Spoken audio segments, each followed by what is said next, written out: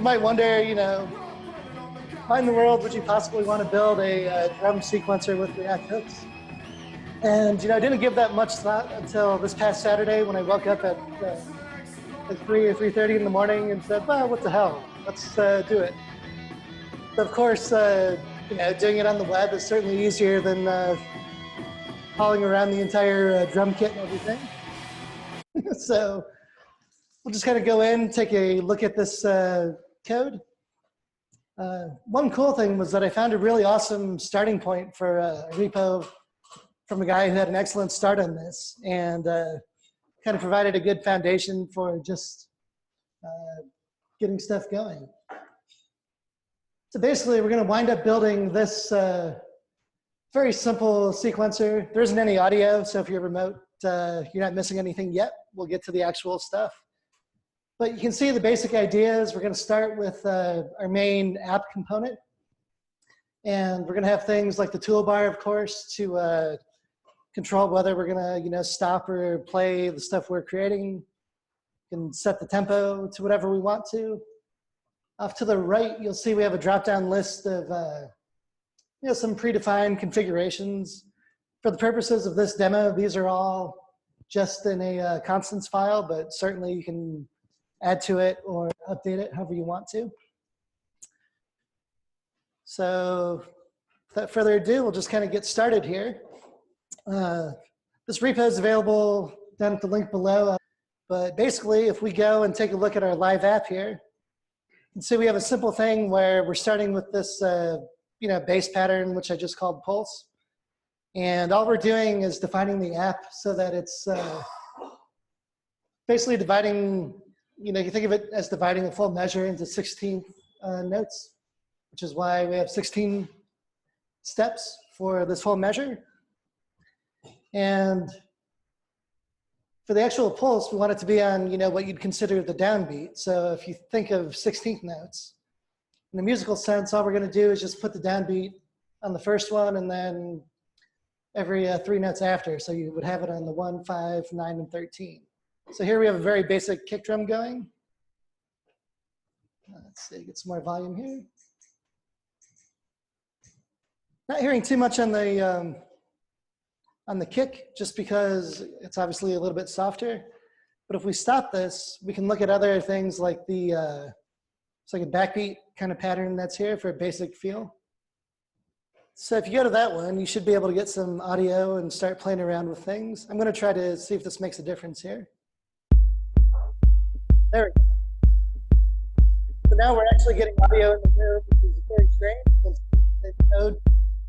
At least you get the idea that we're running through the basic pulse of music. So if we stop that, we can try this driving thump pattern. And all that's going to be is you can think of this as being on the downbeat and also the upbeat of every pulse. So here we have a very simple feel.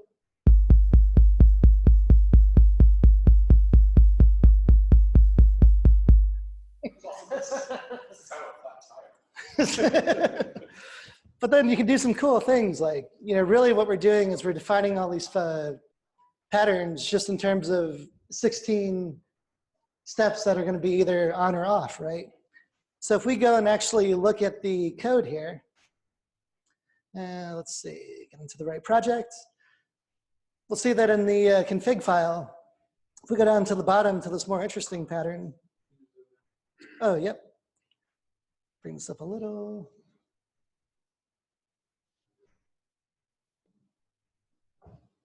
Cool.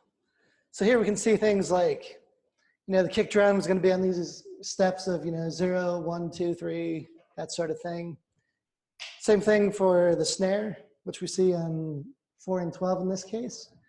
So if we go and take a look at our app again, you may have remembered we talked about the snare being on 4 and 12. And of course, that's because, if we're counting music, we're not starting at 0.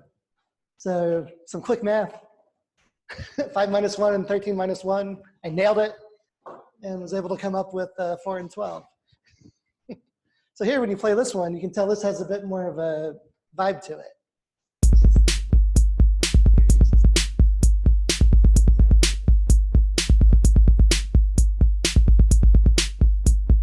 And you can see this kind of thing, the only real purpose for actually getting this created in the first place was, you know, the inner hippie in me loves hearing, you know, jam bands and stuff. So why wouldn't you just create your own loops that would play on for hours at a time if you wanted? And of course, you know, you could mess around with this however you wanted. So you could put things in like, you know, throw in a couple different notes here. This may sound terrible, but get something new to listen to.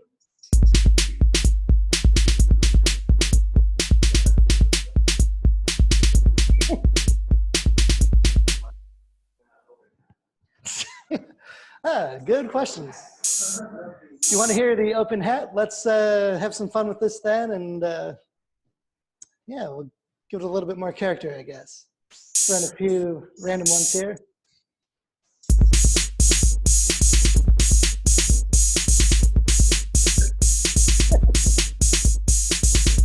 There you go. You can play this thing, you know, basically let it repeat as much as you want to.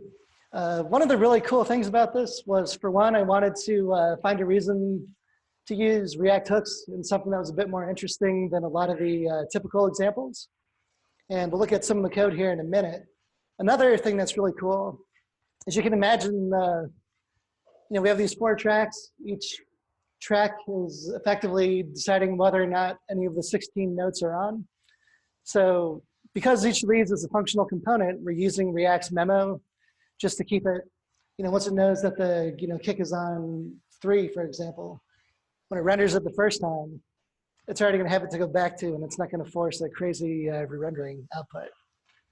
I suppose it could be a fun example to actually take off the memo and just let this thing re-render like crazy, but that's not something I would recommend. As far as the actual code itself goes, let me just close out some of these windows here so we can get a better look at this. Really at the high level, we're just looking at the main app component here. And you can see we're starting out just declaring some basic constants, you know, for example, to figure out beats per minute. It's easy to have a good starting point of, you know, 60 BPM is 60 beats per minute, so we know that's per 1 second. Here we've got a, you know, a few other constants to set up things like, you know, how many beats we want in each bar, how many steps we want in there. And as we start to get down below, you can see we're doing things like in this line here, we're setting a default tempo of 128, which is why when you see the app load, that's why that's the first tempo that happens. And we're just using some basic state for the app with these React hooks. If you're not familiar with React hooks, kind of the short pitch of it is the idea is that you would want to add some state to a functional component without it actually being a full-out React component. So you can imagine a case where, in previous React work, you might say this dot state equals a bunch of crap, where a bunch of crap could be an object or whatever. And in this, we're just saying, we know that we're going to use these hooks every time that this is rendered. So instead of having to be that full component, I can give it a default value if I want to, which is why the start time starts out as being null, because obviously we haven't started anything yet. As we go a little bit further down, though, we can see some other calculations that are happening. Some of the really cool things to pay attention to are, you know, when our sequence is playing, we want to use a timer hook to kind of keep track of that. And you can see when we look at this, it's a custom hook that's using its own state. And, you know, of course, if it's not running, then there's nothing for it to do, so it can just return null. And here we're just going to allow it to go through the animation frames and just continue running the clock effectively. Same thing as below. If we go down, you can see we have this effect that's going to run. And if our sequence is playing, that's what it knows, you know, to set the current step. And you can think of, you know, the step as being the spot on the grid of the 16 notes. So each track has its own and is responsible for managing its own notes or steps, as the case may be. Going a little bit further down, we've got some basic props for our toolbar and playhead and stuff like that. Any questions so far? Cool.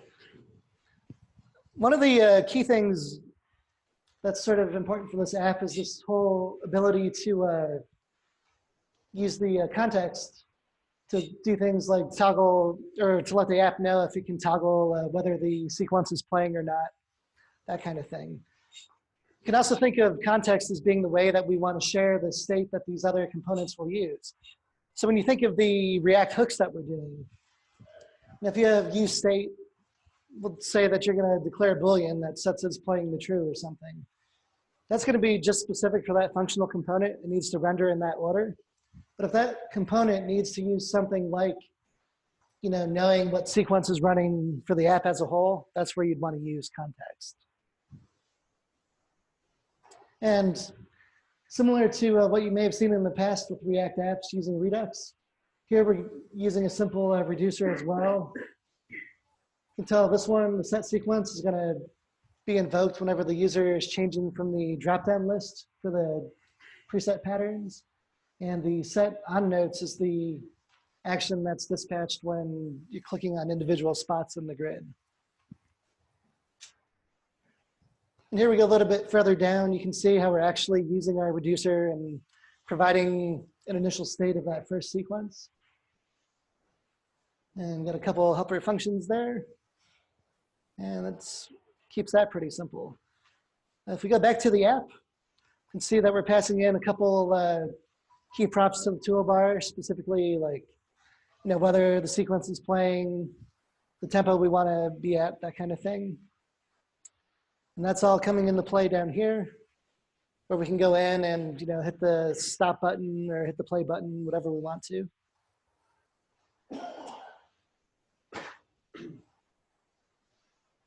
And we do have one steps component, and all this thing is going to do is basically just lay that grid that we saw across the top from 1 through 16.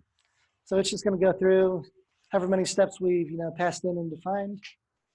Let's skip over playhead for a second. We'll take a look at the track list. And this is where we get the items that we saw on the right there. So when we look at the kick, snare, and all that, you could obviously change those to whatever you want to. It'd be a nice enhancement, but you can imagine somewhere around 4 in the morning, not on the top of the priority list. But all those sounds actually exist in the, there's a public folder. And under sounds, you could drop in whatever you wanted. So maybe you have something like a, let's say a reverse duck, for example. Actually could sound pretty cool in this spot. And again, it was kind of a cool challenge to get this in a kind of minimal state, just because obviously if I wanted to do some really advanced drum processing, I'd probably use something like Ableton or Logic or any other audio program. But this is more of a tool that is good not only for just kind of creating the beats and stuff, but you can imagine doing a little bit of work with one of my nephews learning to play the drums. So instead of learning how to read sheet music and how to hold the sticks and how to keep time and everything, counting to 16 is something that he's able to do. So be able to share different patterns and ideas to try is a quick way to play with that. And let's see what else is interesting here. This, this one hook that we have here for use sound is really cool. It uses one of the common React hooks of the use effect. And you can see whenever the sound file path changes, then it gives you the sound that it's supposed to play, which is what we would hope, I would think. And lastly, when you're clicking on each individual section in the grid, so like, maybe it's this third track and you're clicking on number 6. This is the note component that's handling whether, the note's on and should be playing or not, and whether that's clicked. And down here, you can see an example of using memo just to make sure that's not re-rendering too often. I think, one kind of neat idea with this is imagining, how you might expand this whole project to be a little bit more responsive. So you could imagine a case, maybe you want to write a, long, 8, 16, or, even 64 measure piece. How would this kind of scale and play with it? Right now, you'd have the awesome user experience of everything scrolling all the way horizontally. which I know UX designers love. So that's probably something that could be fixed. But all in all, that was the first starting point for kind of monkeying around with some of that stuff.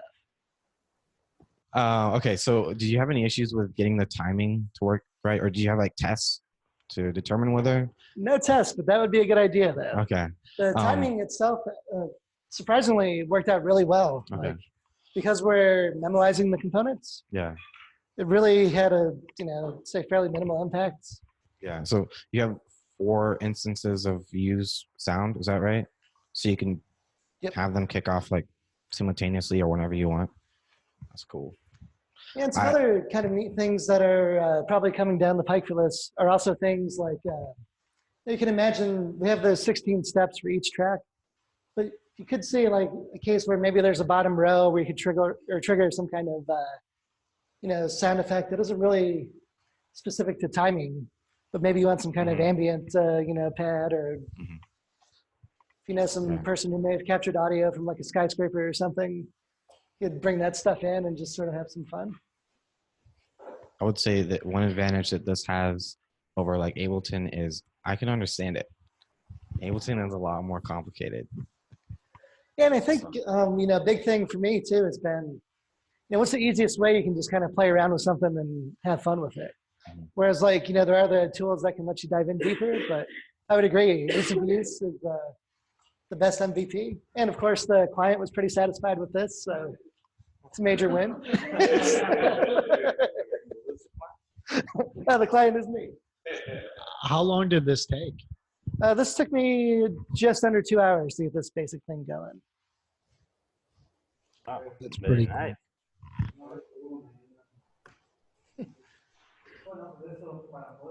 Did I miss how you're actually timing it when you hit play? What's the trigger that's triggering the timing? Sure, so let's go in, actually go starting with the toolbar piece. So, toggle playback. So here's where it's getting the, seeing like if there's any time that's already elapsed.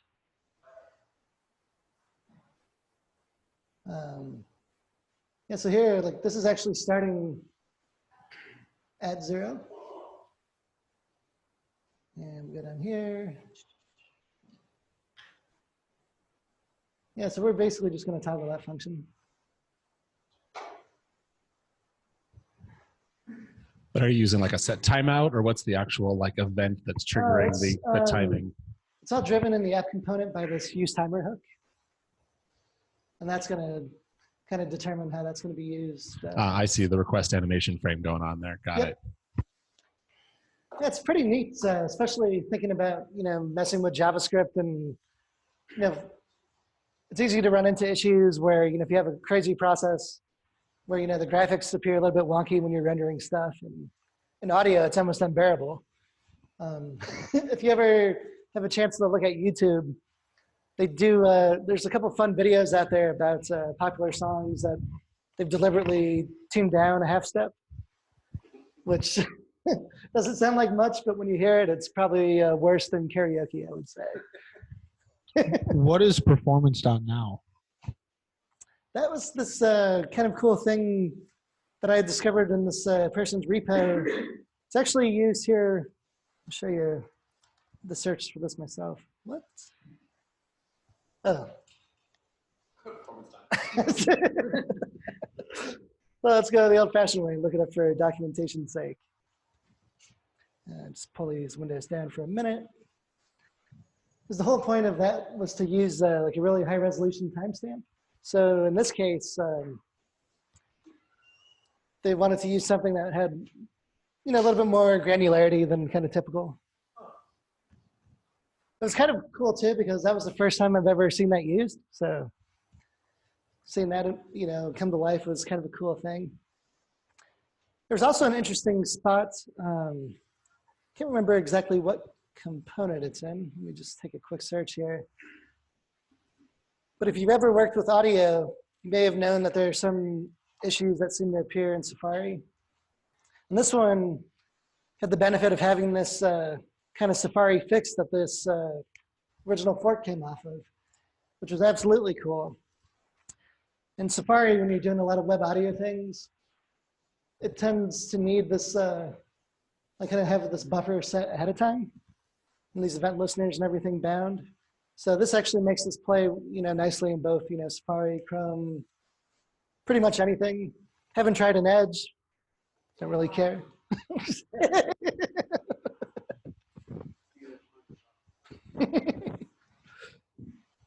But I should say, I guess if you're using Edge with the new Chromium, I'm sure it'll be fine. So. Cool.